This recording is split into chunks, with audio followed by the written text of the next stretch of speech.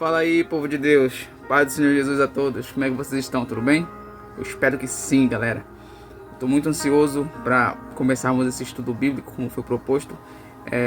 Eu estava estudando sobre as 7 cartas do Apocalipse endereçadas às 7 igrejas da Ásia Menor, e o Senhor encheu muito meu coração para compartilhar esse conhecimento com vocês também. Então hoje, como está proposto, vamos estudar sobre a primeira igreja que recebeu a carta, do apóstolo João, ou pelo menos na ordem que aqui está. Vamos falar sobre a igreja de Éfeso. O texto que nos está por base encontra-se no livro do Apocalipse. O capítulo é o de número 2 e o versículo 1 a seguir diz assim: Escreve o anjo da igreja que está em Éfeso. Isto diz aquele que tem na sua destra 7 estrelas e anda no meio dos 7 castiçais de ouro.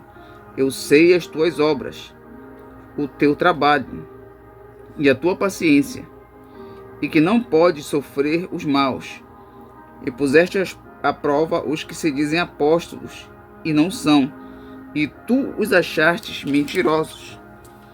E sofrestes e tens paciência, e trabalhaste pelo meu nome, e não te cansaste. Tenho, porém, contra ti que deixaste o teu primeiro amor. Lembra-te, pois, de onde caíste, e arrepende-te, e pratica as primeiras obras. Quando não, brevemente te virei, e removerei do seu lugar o seu castiçal, se não te arrependeres. Tendes, porém, isto, que aborreces as obras dos nicolaítas, os quais eu também aborreço. E quem tem ouvidos, que ouça o que o Espírito diz às igrejas. Ao que vencer, dar-lhe-ei de comer da árvore da vida, que está no meio do paraíso de Deus. Queridos, esse texto é um texto muito poderoso. É um texto que ele fala muito ao nosso coração. Principalmente quando nós entendemos o contexto histórico desta epístola. Para entendermos o que Deus, através do Espírito Santo, está falando ao coração da sua igreja, primeiramente nós precisamos entender o porquê dele falar assim, com este tom de, em primeiro lugar, elogios, e vai seguindo um rumo totalmente diferente. Fala: eu conheço as tuas obras, como disse no versículo 2, o teu trabalho e a tua paciência, e que não pode sofrer os maus. Mas para você entender isso aqui, eu preciso que você volte comigo numa viagem no tempo. Vamos para o livro de Atos dos Apóstolos, no capítulo de número 19. Pois lá você vai encontrar o nosso apóstolo Paulo. Depois que passou pelas partes altas, ele desce para Éfeso, que era uma cidade portuária. E nesta cidade portuária existia uma das grandes 7 maravilhas do mundo antigo, que estava ali localizada em Éfeso. E esta era o templo da deusa Ártemis, ou deusa Diana, também conhecida e cultuada entre os efésios. A cidade de Éfeso, ela era um grande conglomerado, trazia um grande conglomerado de pessoas todos os anos que peregrinavam de todas as partes da terra para vir ali e prestigiar os cultos, os rituais, os sacrifícios, ofertar até mesmo sacrifícios para a deusa Diana ou Ártemis, que era cultuada entre os efésios. Mas não era apenas isso. Em Éfeso também existia diversos tipos de religiões. Existia misticismo, artes mágicas. Existia também alguns judeus que ali estavam. Então o cristianismo ele foi inserido no meio deste lugar, desta cidade, destas circunstâncias, onde muitas pessoas vinham buscar conhecimento em artes mágicas, onde muitas pessoas vinham buscar as artes místicas, vinham buscar curas através de rituais, utilizando plantas sagradas como mandrágoras, que compravam amuletos para se proteger de mal-olhado ou coisas deste gênero. Então a cidade de Éfeso girava em torno de todo este ar de misticismo, de magia, de mistérios e tudo mais. E quando o apóstolo Paulo ele está visitando, fazendo suas viagens missionárias, foi por volta do ano 52 depois de Cristo, na terceira viagem missionária de Paulo, que ele chega em Éfeso, ele funda a igreja. Ou pelo menos, em outras palavras, ele dá aquilo que era necessário para a igreja combater as hostes espirituais da maldade. Você vai observar que no capítulo 19, quando ele chega no porto, 12 varões vão receber ele ali. E antes que eles possam sequer conversar com Paulo, ele pergunta para eles a seguinte coisa: vocês já receberam o Espírito Santo quando creram?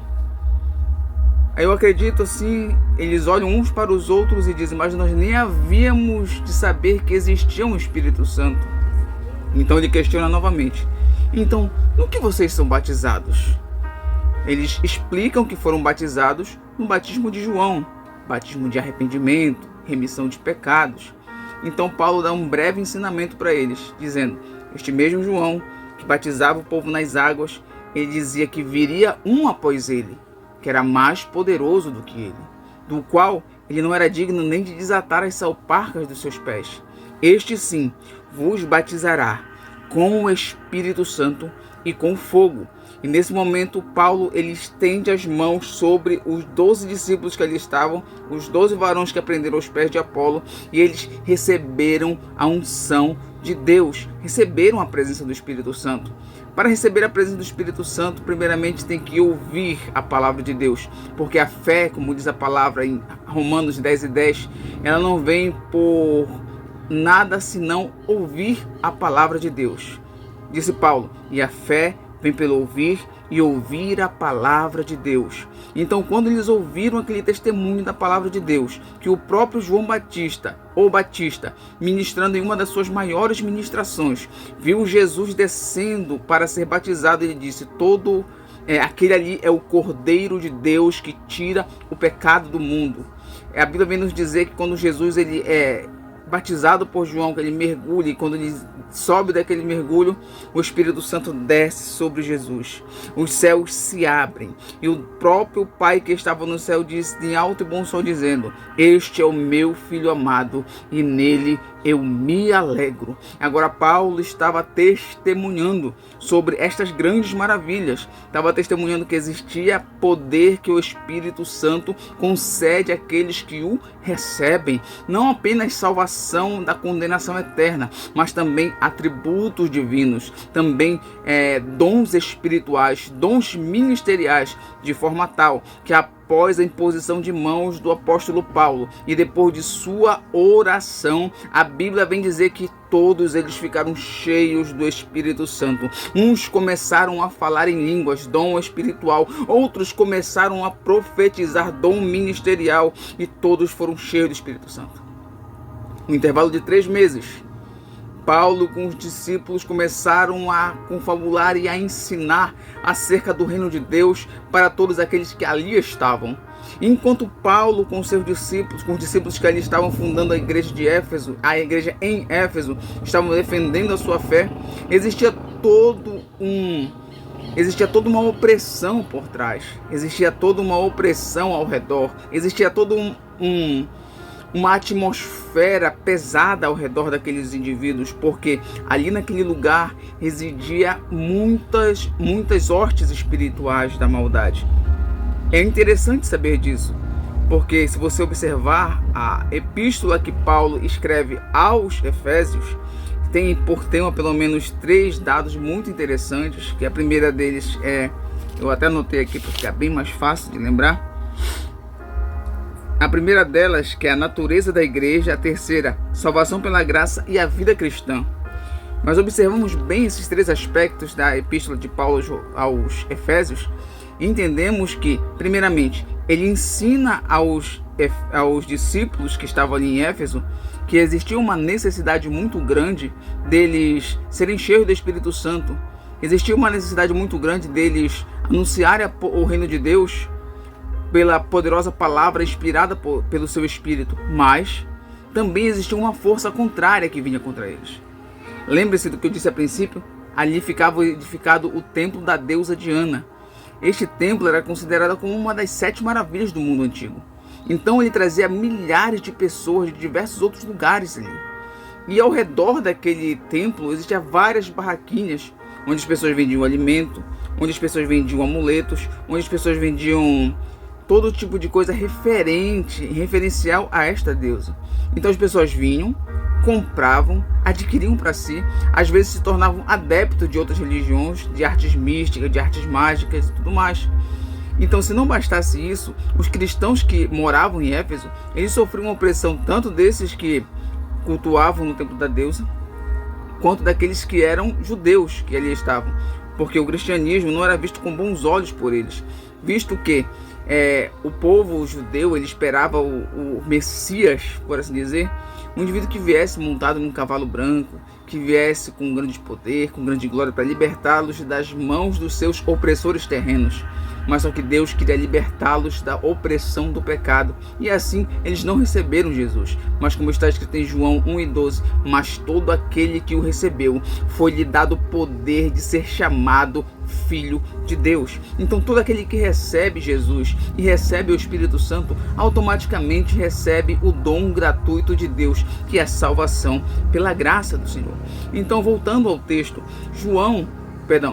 o apóstolo Paulo ensinando aos discípulos que era necessário que tivessem ser cheios do Espírito Santo, para que eles não viessem combater a batalha no ambiente errado, porque existem batalhas materiais e existem batalhas espirituais. Existe a necessidade deles se tornarem cheios do Espírito Santo, se revestir da armadura de Deus, para que eles pudessem resistir no dia mau e estar firmes, porque a luta não é contra carne nem sangue, mas é contra principado, potestade, as hostes espirituais maldades que habitam nas regiões celestiais.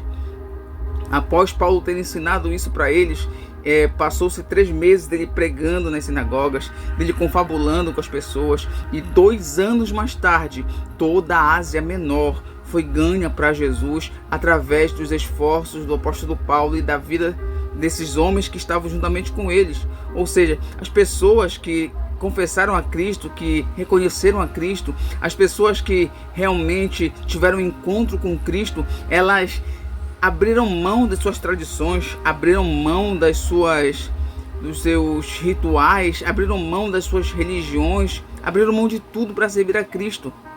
E aí Paulo escreve essa epístola aos Efésios, dizendo: olha, a luta de vocês não é contra sangue, não é contra carne.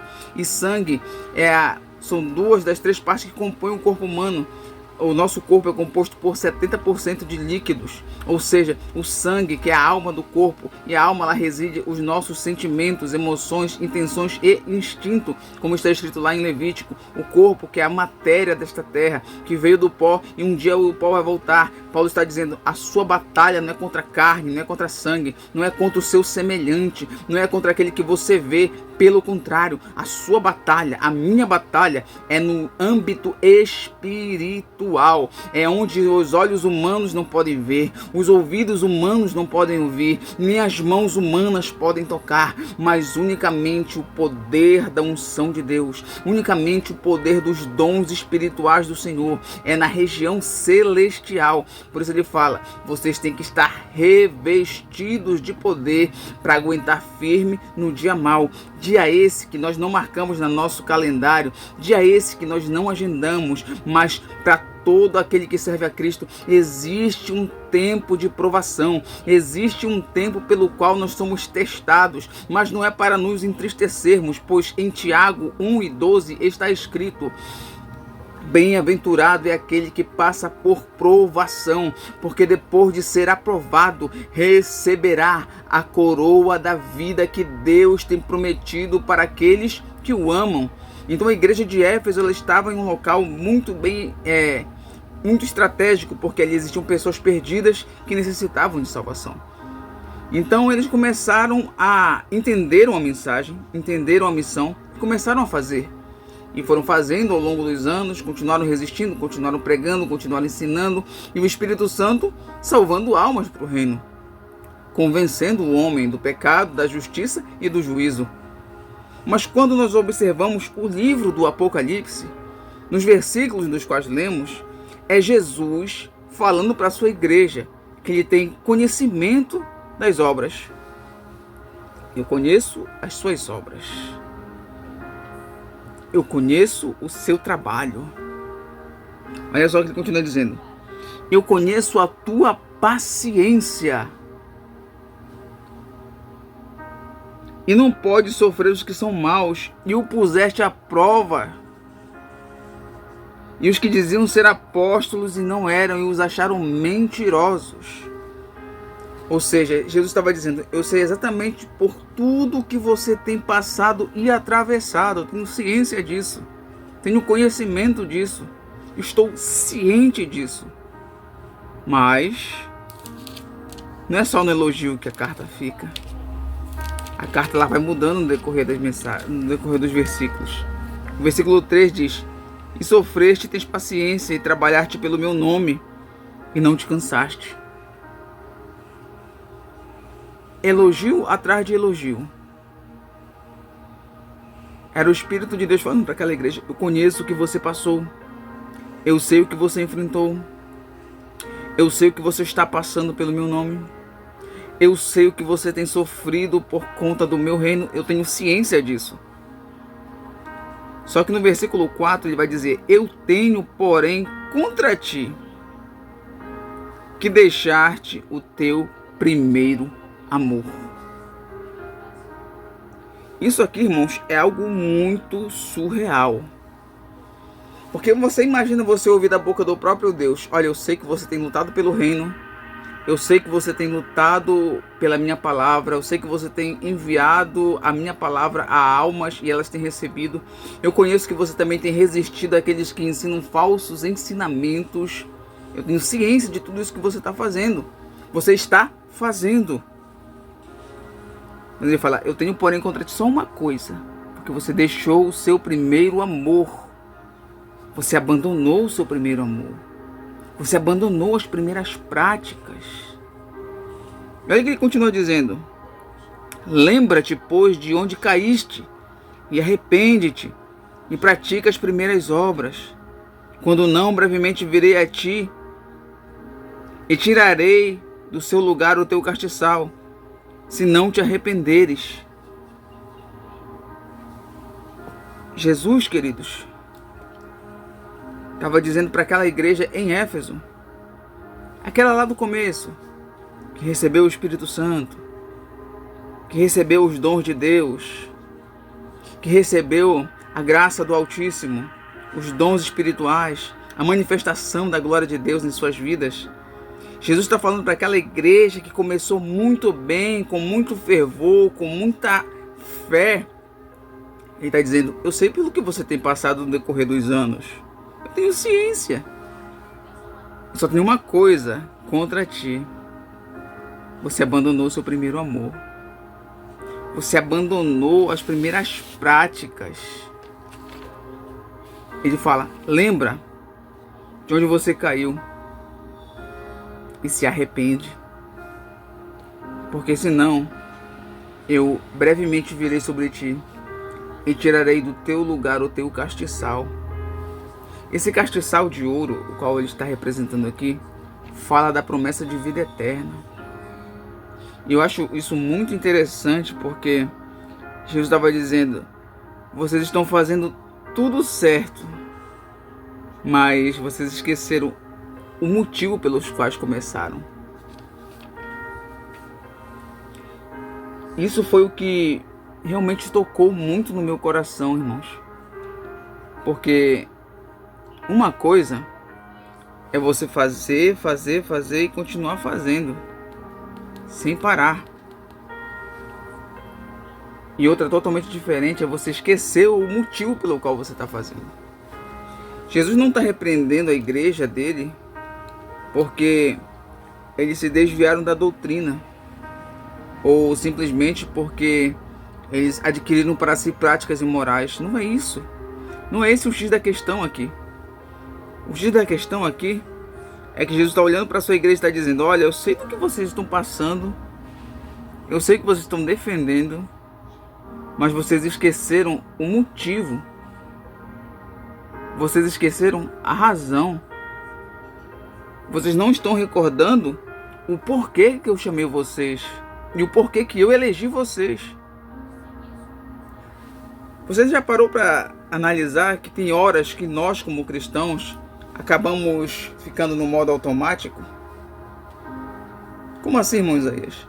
Tipo, olha, domingo, 6 horas da tarde, em outras denominações 7 horas, vamos para a igreja, senta no banco, louva o nome do Senhor com hinos, escuta a palavra, volta para casa, dia seguinte trabalho, igreja, casa, trabalho, igreja, casa, trabalho, igreja, casa.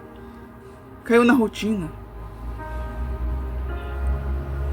Essa igreja continuava pregando, ela continuava falando, continuava defendendo, continuava ensinando, manifestando o poder da glória de Deus através de suas vidas em santidade.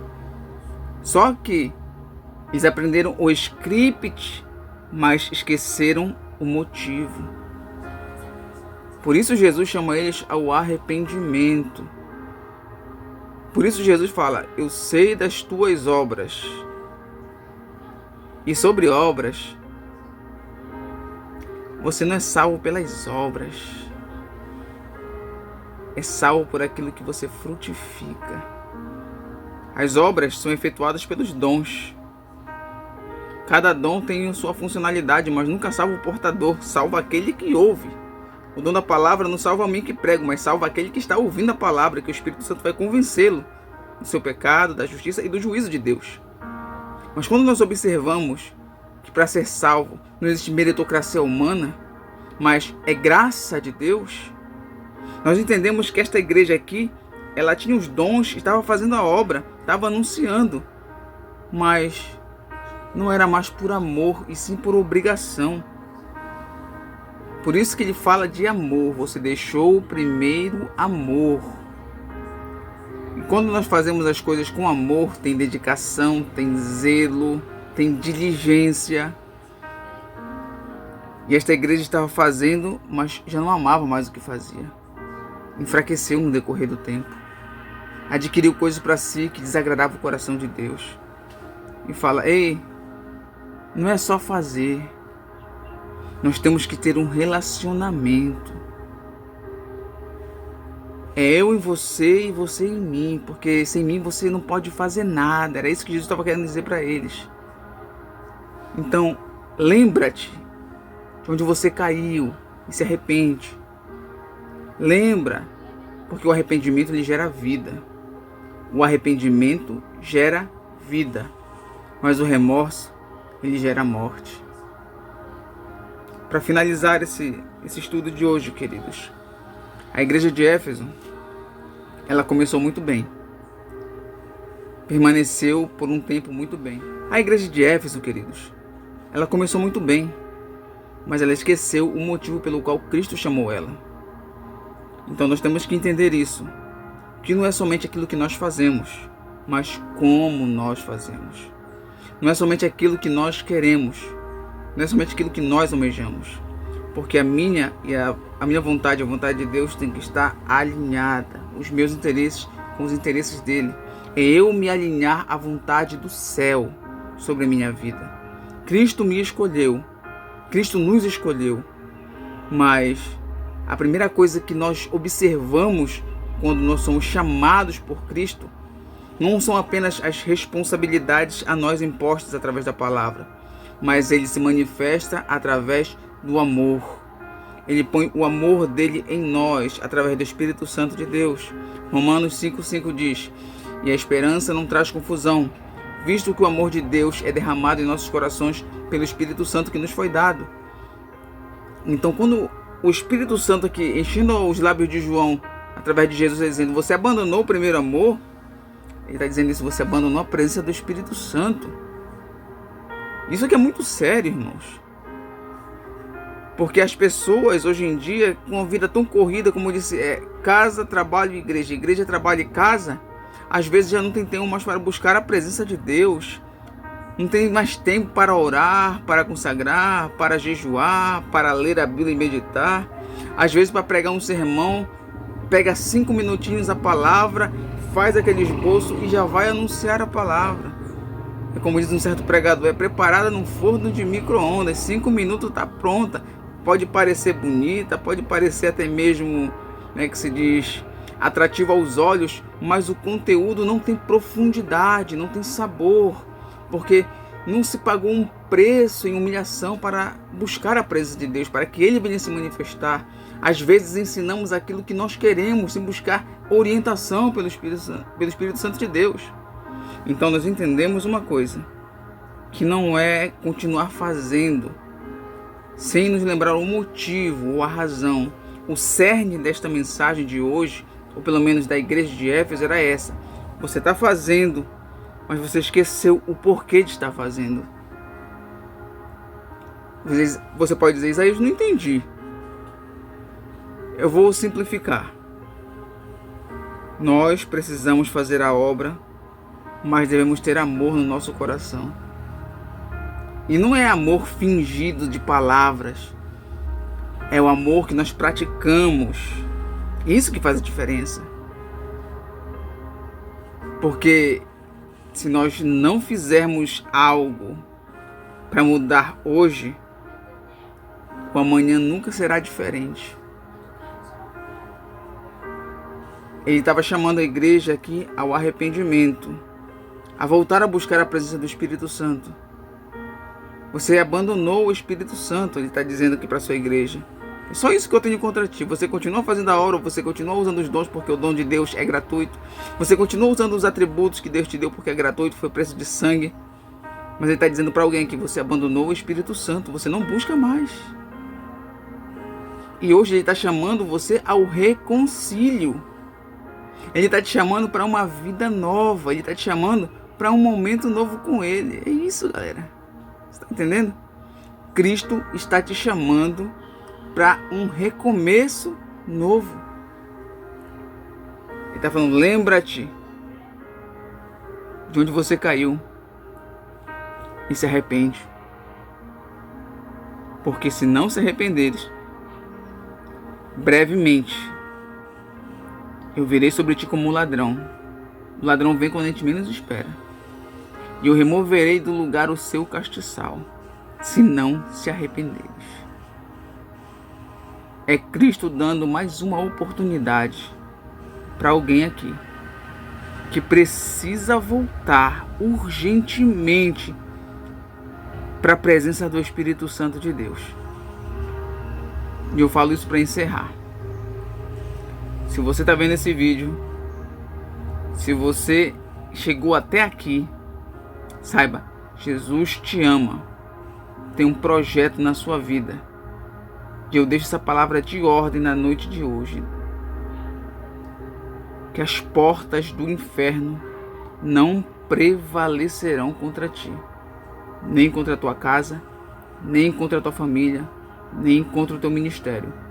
Eu profetizo em nome de Jesus que venha um tempo novo sobre a tua vida, sobre a tua casa, sobre a tua história.